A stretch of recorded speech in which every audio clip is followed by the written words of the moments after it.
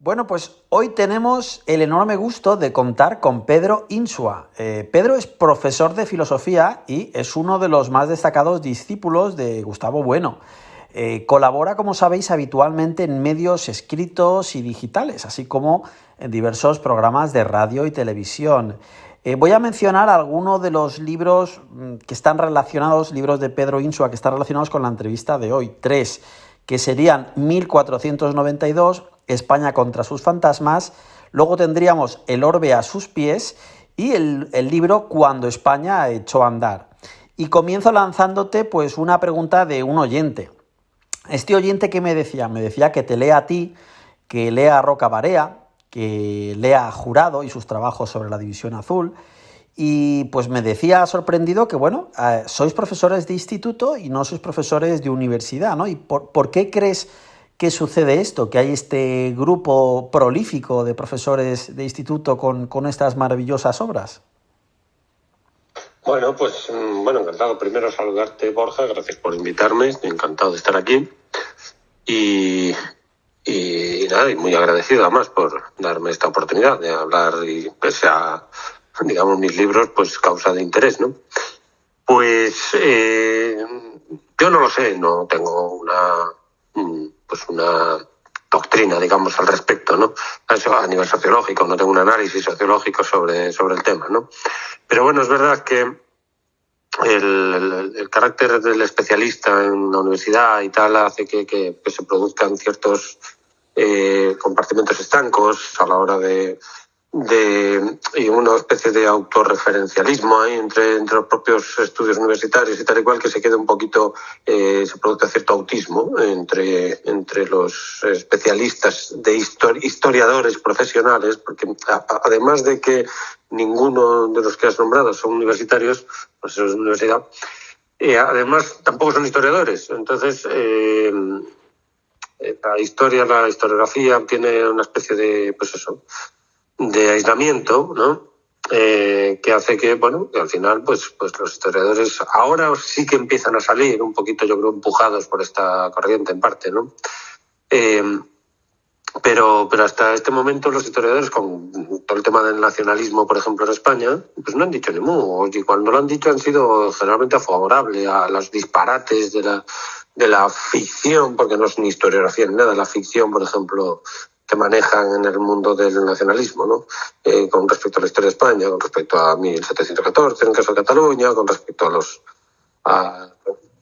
yo qué sé, pues una época medieval, del siglo XV, en el caso de Galicia, por ejemplo, que ven allí, pues eso, el apagón, digamos, que se produce de la nación gallega, que después reaparece en el siglo XIX. Este tipo de relatos de ficción, porque no son históricos, ni siquiera, yo no les concedo eso, ¿no? Pues se habla de la historiografía nacionalista, no, la historiografía precisamente por nacionalista deja de ser historiografía.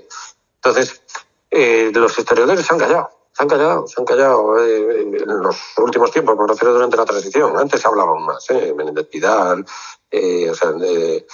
antes del franquismo y tal y cual, hablaban más, salían al paso del nacionalismo, por ejemplo, ¿no? Pero ahora no, ahora se han callado y ese mutismo, digamos, pues ha provocado, yo creo, una reacción procedente de otros ámbitos. Claro, en el ámbito de la educación secundaria, pues claro, tienes ahí un material, un alumnado que, claro, muy lábil, muy propicio al adoctrinamiento y tal, ¿no? Y entonces, el hecho de toparse con una serie de libros de secundaria, de libros de texto y tal, que han incorporado perfectamente, normalmente, la versión negro legendaria de España, pues ya está uno cansado. Entonces,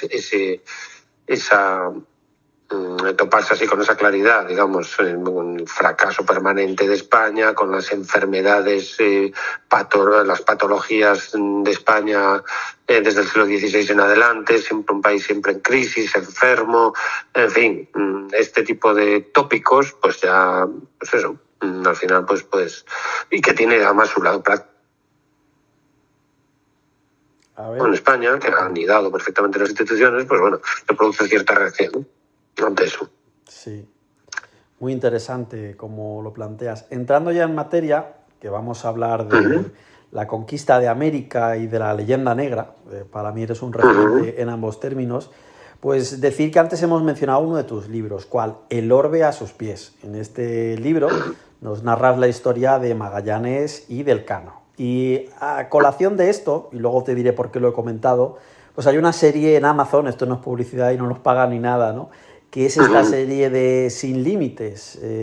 ¿La has visto, esta serie sobre Magallanes y el Cano? Sí, yo he escrito un artículo incluso en El Liberal, haciendo una pequeña reseña de los 2 primeros capítulos que vi, porque ya no seguí viéndola.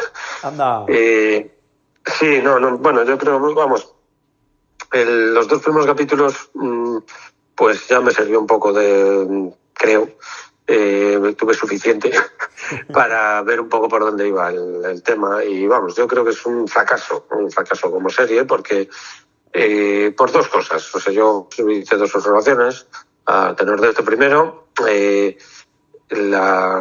ambiente marinero que dibujan, siendo una especie de canalla, de encanallamiento permanente, de vocinglero, así, fanfarrón. La serie empieza perfilando a Magallanes, y ahí bien, pero en cuanto empieza con el Cano, ahí empieza a exagerarse, empieza a distorsionarse, a exasperarse el dibujo que hace de la marinería, ¿no? Como pues siempre fanfarronería y un ambiente macarra, digamos.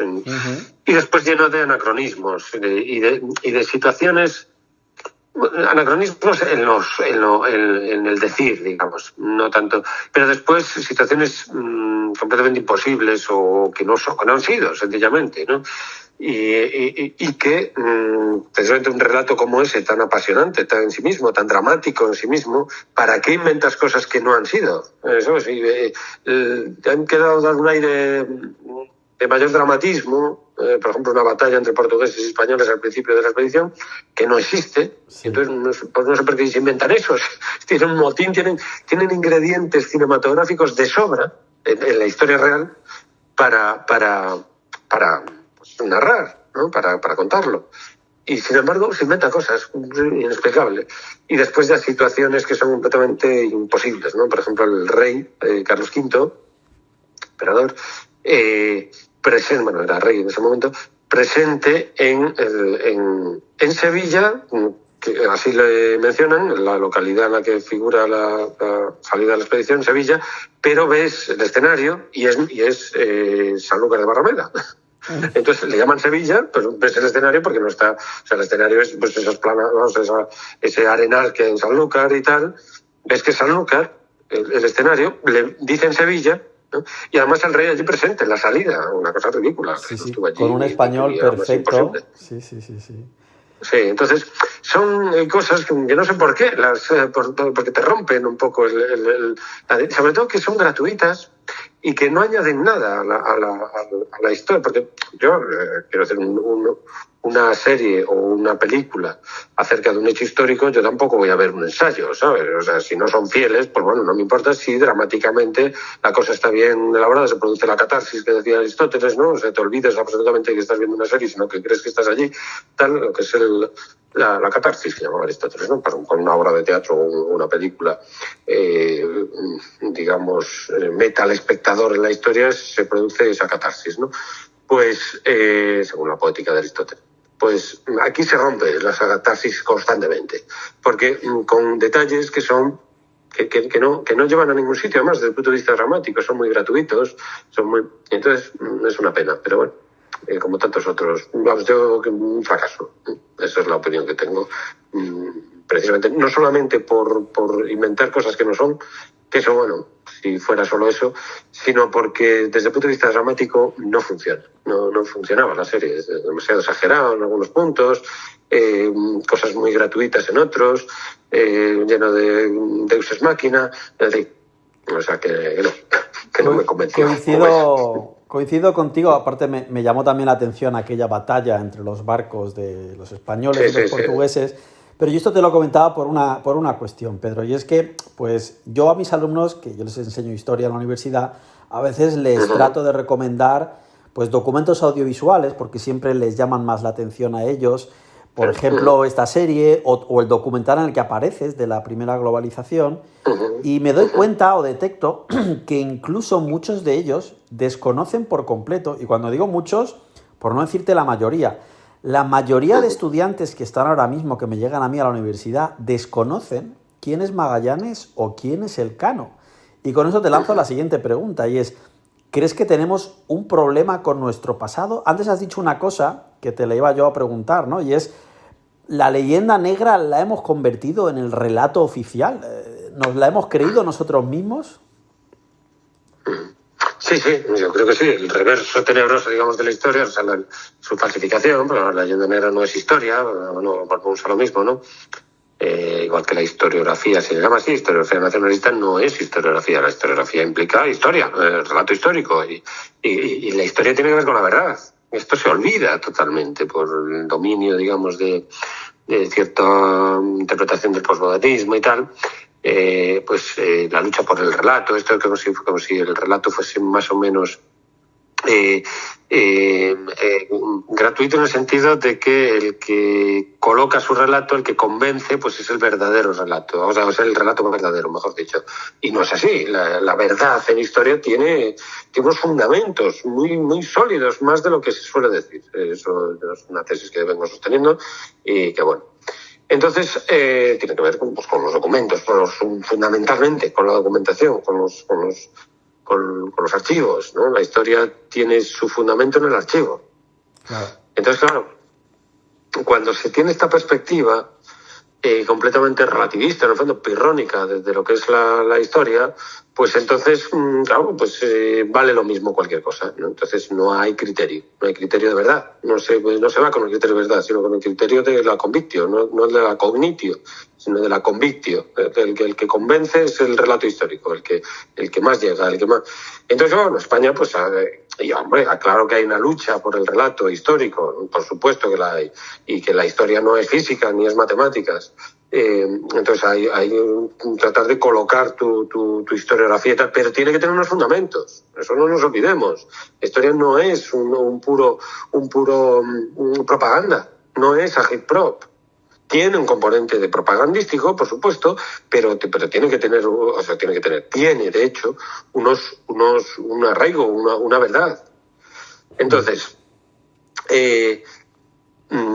partiendo de esta consideración, pues claro, España es una potencia pues que ha salido a partir del siglo XIX particularmente y el siglo XX pues derrotada, digamos, por otras potencias que han dominado. El hegemón, digamos, hispano, que era el siglo XVI y XVII, era quien dominaba. En el XVIII pues ahí en disputa con Francia y tal. Y en el XIX pues España está derrotada en la órbita de Francia y Gran Bretaña fundamentalmente, y después en el XX pues de Washington sobre todo, ¿no? Rusia lo intentó, pero Washington. Entonces, pues ahí, claro, además de vencer hay que convencer, ¿no? Entonces, pues la leyenda negra, digamos, la manera de convencer a nivel global de cómo España pues tenía que ser derrotada. España merecía la derrota, por así decir, porque socialmente pues era una tiranía, ya aparece pues toda la propaganda en contra, ¿no? Pero claro, eso no es historia. Eso es la propaganda en contra, que tiene su lógica también y su razón de ser, etcétera, pero no es real. Entonces, aquí, sin embargo, se ha dado por bueno, se ha dado por real, por verdadero, el relato que es su reverso tenebroso en el sentido de negro legendario, es decir, la propaganda que se ha formado en contra de España para que esas potencias que han surgido, algunas de ellas, como en el caso de Holanda o Italia, del cadáver de España, pues claro, han pervertido, han distorsionado, no completamente, porque claro, si no funciona propagandísticamente, han distorsionado las líneas, digamos, de formación histórica de esa sociedad y de Italia y de Holanda, pero sobre todo Italia y Holanda, digamos, son los dos focos fundamentales, ¿no? En el caso de Italia, con una visión más sociológica, si se quiere, de un poco como Grecia y Roma, es decir, Italia es a España lo que Grecia a Roma, cuando Roma se impone en Grecia, ¿no? Más o menos, o Inglaterra a Estados Unidos, más o menos, esa relación, ¿no? Pero en el caso de Holanda tiene un sesgo teológico que cambia completo, o sea, ya tiene la guerra de religión, etcétera, y entonces ahí los tintes negro legendarios ya cobran un aspecto maniqueo, y entonces España se convierte en ese demonio del mediodía con Felipe II, etcétera. Entonces se le da un sesgo ya completamente diferente, mucho más digamos beligerante y mucho más metafísico a nivel ya no sociológico, sino metafísico, es una lucha entre el bien y el mal y tal, ¿no? Pues este sesgo, ¿no? Apocalíptico, si se quiere, etcétera, ¿no? Con ya términos teológicos. Y entonces, pues bueno, y así llega, claro, el siglo XX, y entonces en el siglo XX, pues España llega con ese reverso, acompañada de ese reverso tenebroso, y bueno, en las circunstancias en las que se da España y con movimientos de descomposición, pues utilizan la leyenda negra para políticamente imponerse esos movimientos de descomposición, pues el separatismo particularmente, ¿no? Y entonces, pues ahí está, y ahí sigue. Y esto pues ha cuajado en la escuela, ha cuajado como en otras instituciones, en la escuela particularmente, que es más sensible a las nuevas generaciones, hay que formarlas absolutamente. Los niños son animalitos, y entonces hay que darle forma. Y entonces, pues cuando se da esta versión en la escuela, pues tenemos un problema muy gordo, lógicamente, porque al margen de la historia, pues la sociedad tiene su estructura, es decir, que por mucho que tenemos el caso de Alemania. Alemania tiene una historia negra, una historia, no una leyenda, una historia negra, y sin embargo es una sociedad pues cohesionada y que no tiene problemas de descomposición, en principio, ¿no? Entonces, es decir, la historia no tiene por qué tener esos efectos, los que tiene aquí, no la historia, sino la leyenda, el reverso tenebroso, los efectos prácticos de descomposición como los tenemos aquí, ¿no? Que se apoyan en esa leyenda, ¿no? Claro. Entonces, eso es lo que hay. Yo te he leído citar con mucho acierto en varios de tus libros a Ángel Rosenblatt para responder a una cuestión pues que te la han preguntado muchas veces, ¿no? Y es uno de los clásicos de la leyenda negra. Y es si hubo un genocidio en América. Claro, esa es la versión que da fundamentalmente. España entra en la contemporaneidad, más que en la modernidad, en la contemporaneidad, con dos padrinos en contra muy, muy fuertes, que son Montesquieu, que es la versión esta del genocidio, y el economista británico, que no me sale el nombre, David Ricardo, ¿no? El de la riqueza de las naciones, Adam Smith. Y Adam Smith. Entonces, las dos, la versión que da de España del espíritu de las leyes, Montesquieu, claro, Montesquieu es el padre de la democracia, ¿no? Entonces, claro, la contemporaneidad pues es Montesquieu. El sistema político ideal es el diseñado por Montesquieu y tal, ¿no? La división de poderes, no sé qué tal.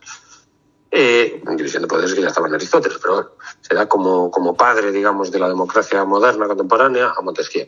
Entonces, Montesquieu, la opinión que tiene de España, pues es muy, muy negativa. Como todos los filósofos, digamos, franceses, en buena medida, tienen de España, pues una opinión bastante negativa, particularmente Montesquieu, más quizás que ningún otro, más que incluso que Voltaire. Y que Rousseau. Entonces, la versión que se da de la riqueza de las naciones, que es España, es la única monarquía de gran expansión, muy extendida territorialmente, que no se dividió, como pasó con Alejandro, con los diádocos, como pasó con los reinos sucesores, como pasó con el Imperio Romano y con el Imperio Romano de Occidente y de Oriente. O sea, las grandes formaciones políticas expansivas se terminaron partiendo, ¿no? En partes y descomponiendo, que es una manera de solventar, digamos, pues esas grandes construcciones históricas, ¿no?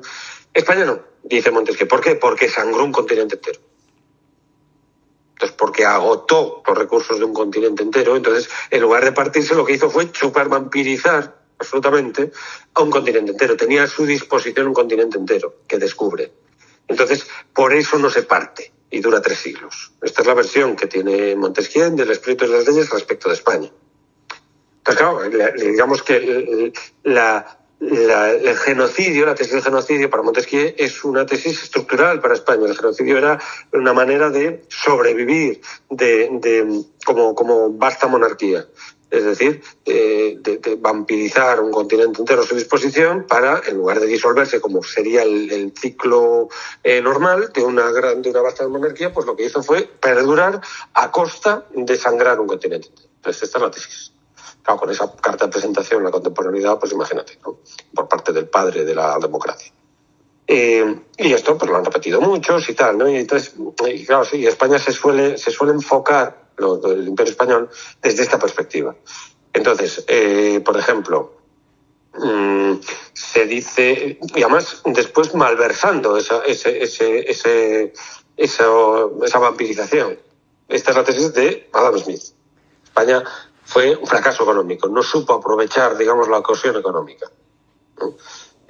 Porque claro, se endeudó, todas las deudas con los Fugger, con los tal, igual, entonces se vieron beneficios a Alemania, a todas las otras partes, pero no a España, ¿no? Entonces, además de chupar la sangre a un continente entero, encima, desde el punto de vista económico, fue un fracaso, ¿no? Entonces, estos dos elementos que son traídos por estos dos vectores, digamos, históricos como explicación de lo que es la monarquía al llegar a la época moderna, por estas dos versiones, por los dos grandes padres de, pues, en un caso de la democracia moderna y en otro caso de la economía política moderna, ¿no? Entonces, claro, con esos dos padrinos, pues es muy difícil después tratar de imponerse a ello, ¿no? Porque siguen siendo grandes figuras y siguen siendo...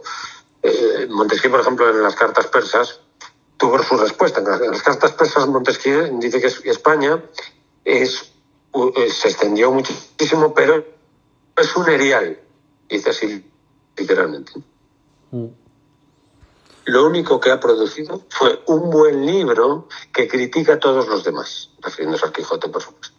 Es lo único que ha producido España, lo único que reconoce Montesquieu es el Quijote. Todo lo demás es un erial. No sé, es verdad, dice, es verdad que no se pone el sol en ese territorio tan extenso, pero no se pone en un erial. Así literalmente.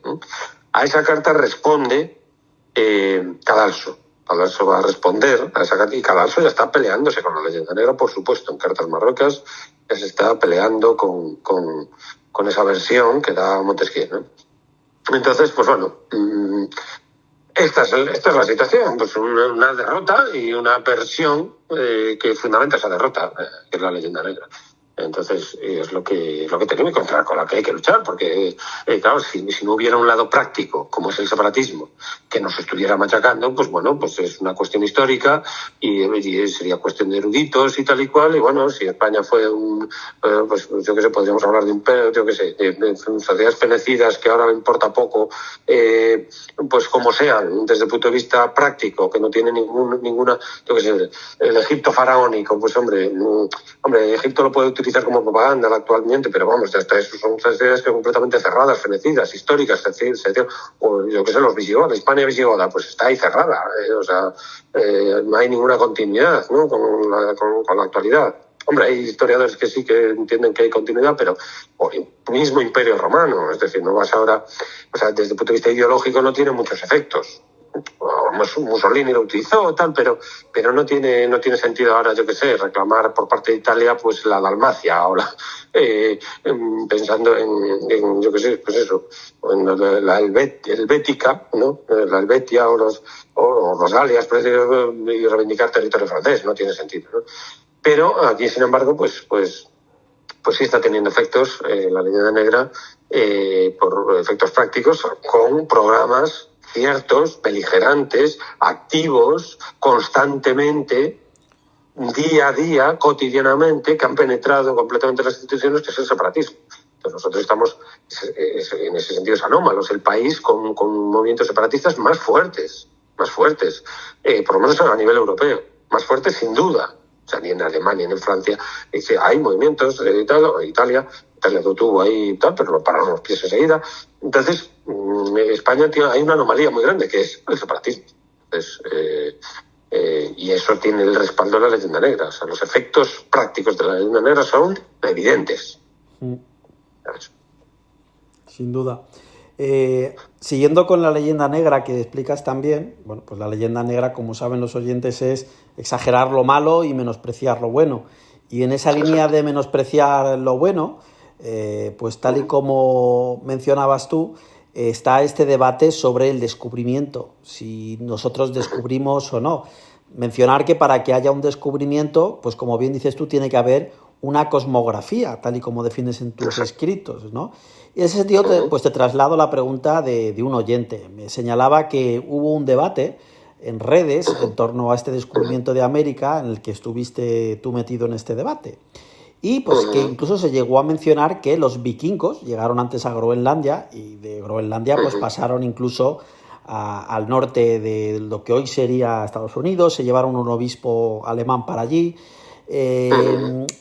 Aquí la cuestión es, claro, no dejaron ningún mapa de todo esto que hicieron. Así que la pregunta que te lanzo es, ¿qué se entiende por un descubrimiento? Y en ese sentido, ¿quién descubrió América a tu juicio? Claro, pero es que América es un continente entero, no es un trozo. No es un trozo es un continente que implica fijar en el mapa el continente entero, tener la visión del continente y la relación con el resto de continentes. Eso no lo hacen los vikingos. Entonces es absolutamente ridículo, como aquello de Menzies del descubrimiento de los chinos, de todo. Pues no hay tal descubrimiento. El descubrimiento implica el mapa mundi, el mapa real. El mapa real. No fragmentos de mapa, implica las coordenadas, los meridianos y paralelos ya más o menos, por lo menos, medio establecidos. Entonces, implica esa red, digamos, de relaciones entre los puntos de la esfera. El mundo es una esfera y los vikingos ni siquiera tienen una idea clara de lo que es la esfericidad del mundo. Claro. Entonces, que eso es una idea griega. Entonces, claro, dicen, no, los vikingos descubrieron, pues para eso, si a eso le llamamos descubrimiento, entonces tendrán razón los que dicen que ya los habitantes de América ya lo habían descubierto. Claro. Porque ya estaban allí. Entonces, porque el descubrimiento no está ahí.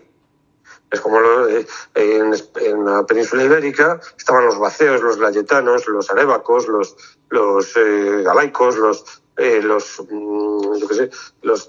propios tartesos, los turdetanos, todos esos pueblos no sabían que estaban en una península. ¿Quién fija que eso es una península? Los griegos, que tienen capacidad de navegación para darle la vuelta y para ver que no se le puede dar la vuelta, precisamente, que hay una lengua de tierra que impide que eso sea una isla. Entonces, quien fija la península ibérica como península y no como isla, pues son los griegos, porque tienen capacidad náutica en este caso, y después de más o menos fijar en el mapa lo que es el perfil de la península y demás. Entonces, los arebacos vivían en la península, pero no sabían ni que vivían, no sabían ni que estaban en una península. Entonces, ellos no descubren la península, aunque viven en ella, pero no la descubren, porque para descubrir una península tienes que saber que es una península. Y además, va a empezar el concepto ya de península, tienes que tener la estructura más o menos del resto de partes conocidas en ese momento, el Mediterráneo y tal, distinguiendo entre península y mar y no sé qué y tal. O sea, toda esa estructura del relieve fijado en un mapa, pues implica una náutica, implica muchas cosas. Entonces, claro, yo qué sé, pues es que esto es como, se pueden más o menos mutatis mutandis hacer otros paralelismos. La luna, por ejemplo, pues claro, la luna se ve a simple vista, pero es que saber qué es la luna, pues implica muchas cosas que no son a simple vista. Entonces, la luna, pues es hasta que Galileo y tal no enfoca con el telescopio, que es el descubridor de la luna. Si la luna ya había sido descubierta, sí, pero es el que marca lo que es la estructura de la luna.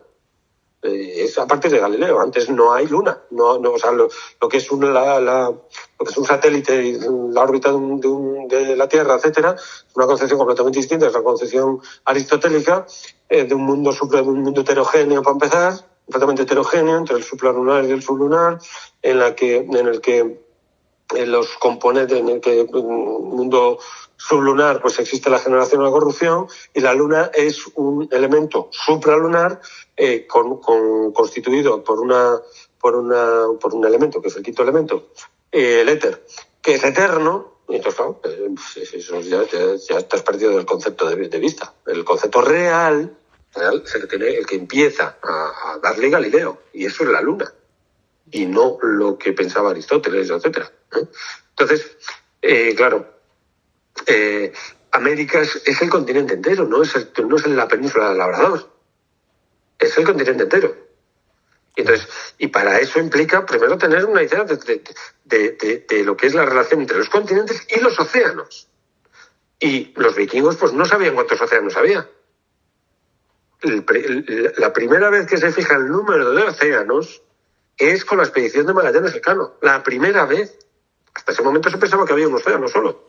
A lo sumo dos, el océano de la India, el mar de la India llamado, y el mar del norte, que tenían que tener una conexión, se suponía. Entonces se empiezan a distinguir el mar del norte y el mar de la India, pero tenían que tener una unión, o eso buscaban, un estrecho que los uniera, que es lo que busca la expedición del Elcano. Pero si resulta que el mar de la India era, el océano Índico, era un océano distinto de un océano interpuesto entre el mar del norte, que es el Atlántico, y el mar de la India, que es el Índico, que es el Pacífico, que es la masa de agua más grande del planeta. Entonces eso no tenía ni puñetera idea de su extensión, de nada. Entonces, claro, implica la náutica, la cartografía y después la cosmografía, para hablar de descubrimiento. Implica estos tres elementos. Un técnico, la náutica, el recorrido náutico, y de esa náutica se filtra a la cartografía, y la cartografía, una vez que se constituye esa cartografía, ese conjunto de técnicas cartográficas, se constituye, se forma una idea del mundo, un mapa mundi, entonces ya estamos hablando en terreno cosmográfico.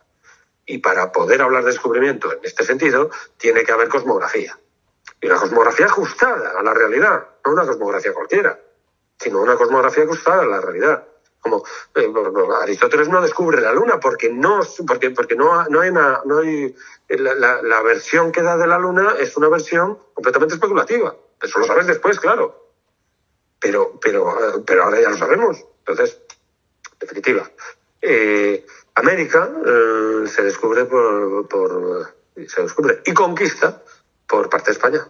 Eso previamente no se puede hablar de descubrimiento de América. Claro. Esta es la idea. Pues me parece que lo has explicado muy bien, Pedro. Y siguiendo con, pues digamos, los factores explicativos de esta leyenda negra, te voy a mencionar una anécdota que seguro que ya conoces, ¿no? Y es que cuando Elcano desembarca, pues comido por el hambre, por los piojos y por la travesía que había llevado a cabo, quedaban solo 18 hombres, y una de las primeras cosas que le mencionaron es: aquí consta que usted subió X toneladas de especias y nos faltan 50. ¿Qué ha hecho usted con lo que falta? Y claro, él tuvo que decir: oiga, es que las especias se secan y pesan menos, ¿no?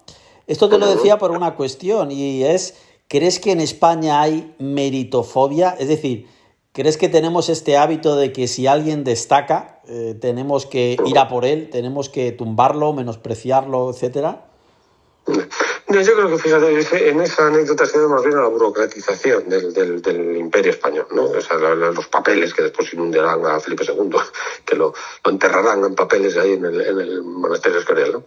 Es la burocratización, es un burócrata y el viaje estaba lleno de polémicas o sea, hay un regreso de la San Antonio, que se denuncia una serie de cosas, se ponen de manifiesto abusos por parte de Magallanes, etcétera. Entonces el viaje no llegan limpios de polvo y paja, ¿no?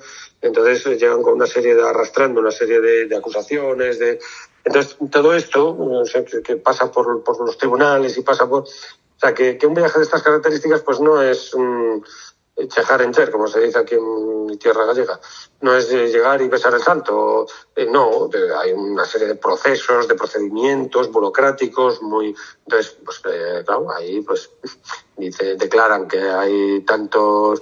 Las instrucciones son muy precisas, las instrucciones que se dan previas al viaje en Barcelona, se firman en Barcelona. Esto es curioso, como el viaje implica la geografía española entera, esto de Cataluña, no sé qué autodeterminación, no sé qué hostias, implica la geografía de España entera, porque Carlos V estaba en Barcelona, y entonces es ahí donde se firman las instrucciones del viaje Magallanes Elcano. O sea, que se ve involucrada absolutamente toda España en el propio viaje, ¿no? Después La Coruña será sede de la especiería, de la Casa de la Especiería, el equivalente con el comercio asiático del comercio americano, que tiene lugar en Sevilla, la sede, casa de contratación. Se hizo una especie de casa de contratación después del viaje, en 1725, en 1800, en 525, en La Coruña. O sea, quiero decir que toda lo que es la estructura, digamos, peninsular está involucrada en estas empresas, naturalmente, y ya no digamos la cornisa atlántica, o sea, desde el País Vasco, Galicia, Andalucía, esa es la conexión de que se vuelca hacia América. Entonces, eso exige una burocracia muy grande. Entonces, aquí no tanto es, yo creo, digamos, el hecho de Procusto de matar a la meritocracia y tal, como la burocratización. O sea, entonces llega ahí el funcionario y dice, aquí, bueno, un funcionario de un tribunal, que es el escano creo que se llamaba, el que se lo dice, y porque habían sido acusados por parte de los que habían llegado antes de la San Antonio y tal y cual. Entonces hay un proceso en torno a la llegada, ¿no? Entonces, pues, bueno, dentro de ese proceso, o sea, no es de repente que llega y dice, no, aquí habéis tal, de celoso, no, hay un proceso en torno a la llegada. Entonces, pues, en ese contexto es cuando se produce ese celo, digamos, de decir, bueno, aquí tanto y sin embargo ha llegado tanto, ¿no? Porque las instrucciones decían cómo tenían que cargar. Las instrucciones de Barcelona son de una precisión tremenda, de una pormenorización. Y después todos los relación de lo que llevan en los barcos, y también está pormenorizado, está todo medido. O sea, se puede saber el número de alcaparras que llevaban en el barco, el número de galletas, el número de apagadas, todo eso está documentadísimo, porque es muy burocratizada. Es una sociedad, la española, muy libresca, muy documentada, también frente a lo que se suele decir, del analfabetismo, no sé qué. De la expedición salen del interior, de esos 18 que llegan, y más los 4 o 5 que llegan después por la vía portuguesa, de la Trinidad, los que quedan, entre otros Espinosa, ¿no? Pues de ahí, de ese conjunto de expedicionarios, salen como 7 o 8 relatos. El de Pigafetta es el más famoso, pero hay como 7 o 8 relatos que salen de las manos de los expedicionarios. Y después, relatos que se van contando y se van filtrando las crónicas, pues salen, por ejemplo, la de Transilvano, salen como 3 o 4 más. Entonces, pues no es una crónica como pasa con la edad medieval, ¿no? Que tienes una crónica de no sé qué es la pero de Ayala, por ejemplo, ¿no? Bueno, crónicas de Pedro I, de tal, de Fernando IV, pues es una crónica, un cronista oficial, y está oficializado. Aquí no, aquí hay muchas versiones, que es la época moderna. Entonces tienes muchas versiones, cartas, etcétera, tienes un montón de documentación que va ofreciendo distintos sesgos y perfiles. Entonces, claro, desde el punto de vista de los acontecimientos, mucho más, digamos, más sólido el relato histórico que puede salir de aquí, ¿no? Frente a la época medieval, por ejemplo, ¿no? Entonces, yo creo que se debe a eso, a la burocratización y el papeleo tan enorme que significa. Claro, estamos hablando de los archivos más grandes probablemente de cualquier nación. Los archivos el de Simancas, el de Archivo Histórico Nacional y el archivo del AGI, el Histórico General de Indias. Son los archivos probablemente más voluminosos que hay. Entonces, quizás Estados Unidos ahora puede que supere China, tal, pero que pues, es una burocracia tremenda la del siglo XVI, ¿no? Con todas esas anotaciones, celo las anotaciones en el relato, en cómo entran, qué justificación da para la entrada. O sea, tienen que anotarlo todo. Tienen que anotarlo absolutamente todo, ¿no? Porque, entre otras cosas, puede que se lo pregunten en un tribunal. Entonces, tienen que dar su versión y tal y cual para cubrirse las espaldas, ¿no? Entonces, pues esta es la razón, yo creo, más que es el hecho de Procusto antimeritorio. Claro. Pues yo te agradezco muchísimo tu tiempo, y a la gente que nos está escuchando, pues le voy a aconsejar que si quieren aprender de las cosas que has estado trabajando, pues de una forma más formal y estructurada, porque esto al final es una entrevista con un cierto grado de improvisación, pues les recomiendo de nuevo tus 3 libros, que seguramente tendrás más, ¿no? Pero en relación a lo que hemos hablado hoy, pues tienes el libro 1492, España contra sus fantasmas, El orbe a sus pies, que es precisamente en el que cuentas esta aventura de Magallanes y Elcano, el libro de Cuando España echó a rodar, y si me permites la licencia, pues un trabajo que no es enteramente tuyo, pero en el que apareces tú, que es el documental la primera globalización, que sepas, Pedro, que yo lo vi el día del estreno en el cine, que me gustó, allí, yo también, que me gustó mucho. Vía, ¿no? Sí. Y nada, muchísimas gracias por tu tiempo y por tus explicaciones. Nada, un placer, muchas gracias a ti por el interés y por tener a bien pues, llamarme para considerar que puedo decir algo interesante. Y decir que España, cuando España ha hecho andar, aún no ha salido. Saldrá el día 22 de febrero, es el día del lanzamiento del libro Cuando España ha hecho andar, que es, bueno, que intento establecer una tesis acerca del origen de España como nación, de la nación española. ¿Y cuándo surge? Los otros dos libros, el de 1492 y el de Magallanes Elcano, estamos hablando ya de una España ya el culmen de su desarrollo, ¿no? Pero ¿cuándo surge eso que llamamos España como nación?